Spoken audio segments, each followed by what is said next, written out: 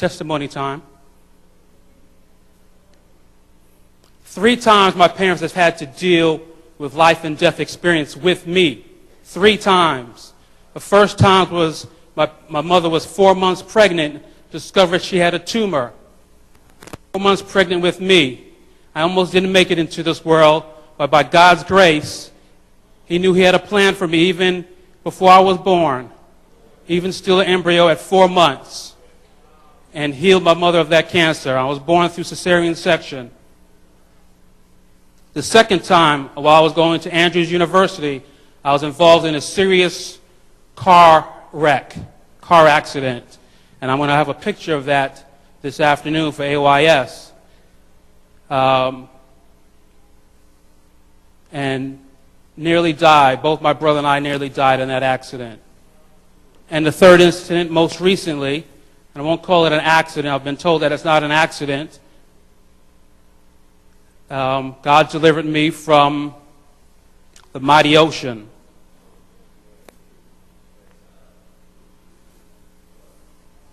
So my first subtitle would be Dead. And we were on vacation in Navarre Beach in Florida. And this was day 3 of our vacation. And we were in the water, just up to chest high. And Shamaretta had gone in, started walking in toward the shore and calling everyone in, and she waved me in. And she thought I waved back to her, but as she turned around and looked again, she saw me fighting for my life. A minute later, all she could see was me floating on the water, face down.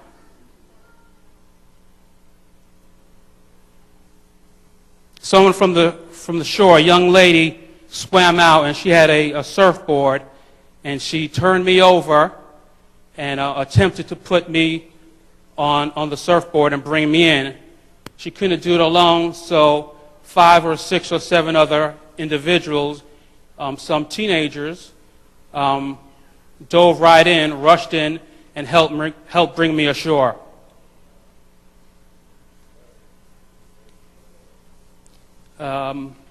I have no recollection of the entire day, so I only can go by what my wife has told me and from what others have told me. But on the shore, there was no signs of life. There was foam coming out of my mouth, out of my nose. I was limp, no life at all, no heartbeat, no pulse, no movement, nothing.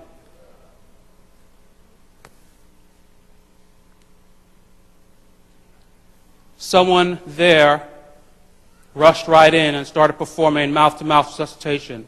A gentleman named Kerry Helton. And he did it for about 4 minutes. Another young lady joined in and did compressions on my chest. And after about 4 minutes, he felt a heartbeat. And about a minute later, they felt a pulse. They rolled me over to my side, and I took the biggest gasp of breath. Alive again.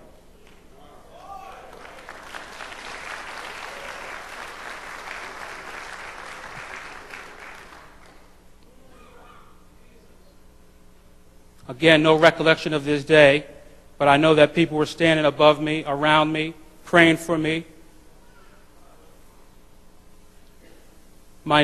I'll just tell you, a helicopter was flown in to fly me to the hospital because there was so much traffic on the road. So they flew me to a hospital in Pensacola, which is about 45 minutes away driving time. My next memory is 2 days later, in the middle of the night. The incident happened on Sunday. My next memory was Tuesday night at about 3 a.m. I woke up in a cold, dark hospital room, not knowing where I was and why I was there. I opened my eyes and I saw this sign on the wall in the hospital room saying Baptist Health.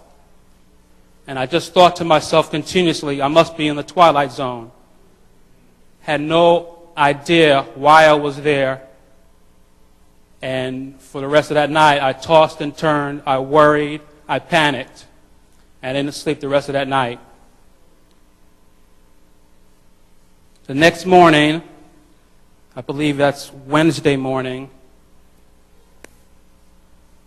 I was glad to see three beautiful faces.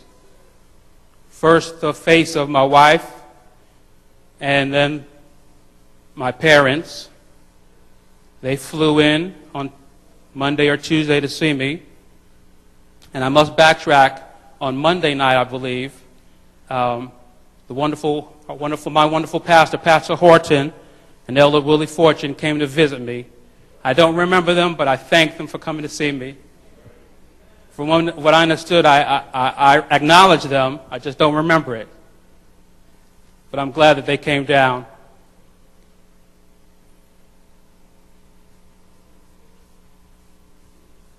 They tell me that I'm stubborn and I'm a fighter. And it took 4 nurses to hold me down or restrain me from trying to take all the tubes out of me. And the testimony is not about my strength or how strong I am. The testimony is about how God prepared me, how He gave me the strength so that I could overcome.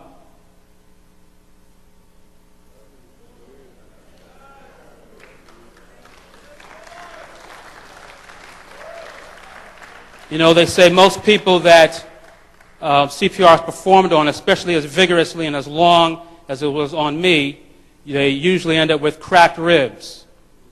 And I had none.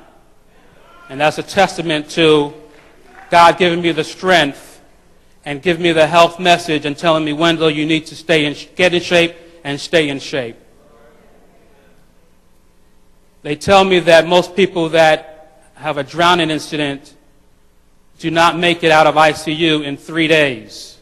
They usually stay in there a week or longer. I was out of ICU in 3 days.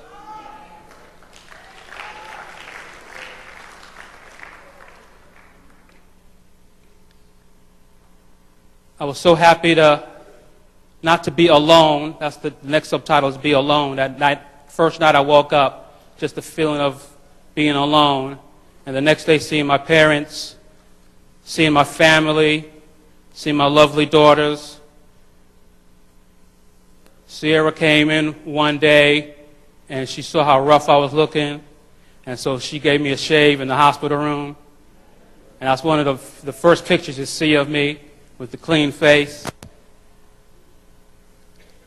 I'm so happy to be able to have another birthday. May 31st was my birthday.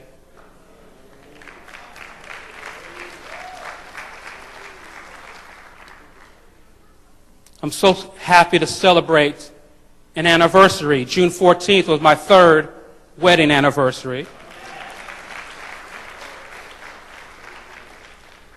And I'm also so happy to spend another year with my family, with my girls. They mean the world to me, and I'm so happy to have them in my life. I'm also happy to worship with my Ephesus family. You are my family, and I love each and every one of you. And I'm also happy to serve an awesome God. I love you all.